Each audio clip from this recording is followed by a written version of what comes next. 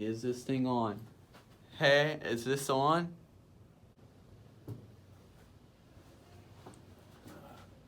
Hello everybody out there in cyber world.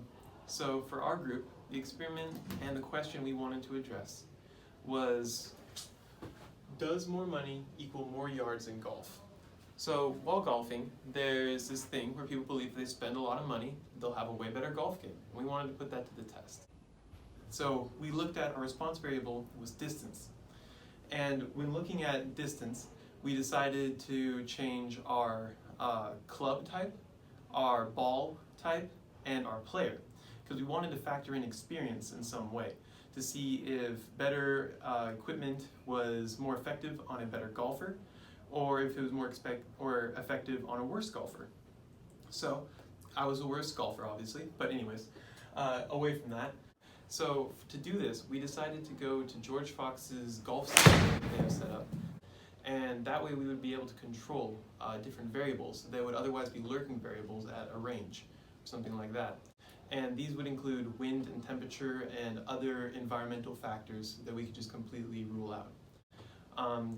We decided to run a DOE test, and so our three different treatments were the club we use, whether it was new or old, the ball, whether it was an expensive ball or a budget golf ball from a budget golf ball brand, and the skill of the golfer, since we wanted to see if maybe they were more impactful for people who had a higher skill already in the game than it was for those with a lower skill. With that, let's get into it.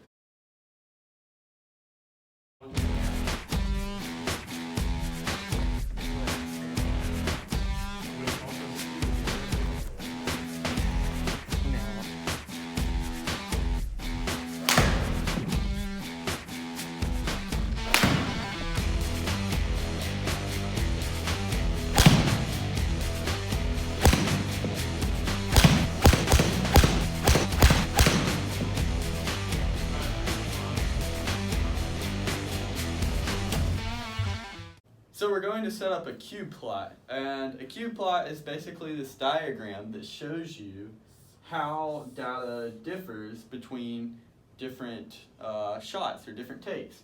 So for example, if we have a golfer number 1 and a golfer number 2, and we have an old club versus a new club, and the old club for golfer 1 maybe gets a distance average of 160, but the new club maybe gets an average of 165. And then for golfer 2, which would probably be more experienced, you would get 180 for the old club and maybe 190 for the new club. So from this, we can clearly tell that the new club helps get more distance on average than the old club by 5-10 feet. So we're going to do that with our data, and here's a graph. When looking at this cube plot, we can see that the average golfer Ben, when switching from the old to the new club, had a 0.9 yard increase in distance. We calculated this by finding the average of the new club averages and subtracting the old club averages. In addition, using the same formula, we can see that when Ben switched from the budget to the costly ball, he actually had a 3.1 yard decrease in his distance. When our more experienced golfer Blake switched from an old to a new club, he had a 3.5 yard decrease in his distance. And when Blake switched from the budget to the costly ball, he also had a 0.4 yard decrease in his distance.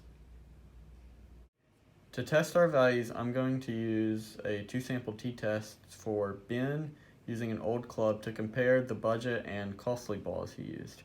So if we go to SAT test 4, and we have our data in here with our standard deviations and our sample size. And if we reject the null, we're going to say that the mean of the first is greater than the mean of the second. We're not going to use pooled because we're not sure of equal variance. And now when we calculate, we have a p-value of 8.5 times 10 to the negative 4th. And this pretty much means that It is lower than any alpha level pretty much that anyone wants to set. And thus we can reject the null and accept that the mean of the first is greater than the mean of the second. In other words, we can conclude with almost 100% confidence that budget balls are better for average players than costly balls. So I guess from our data, you could say that this myth is busted.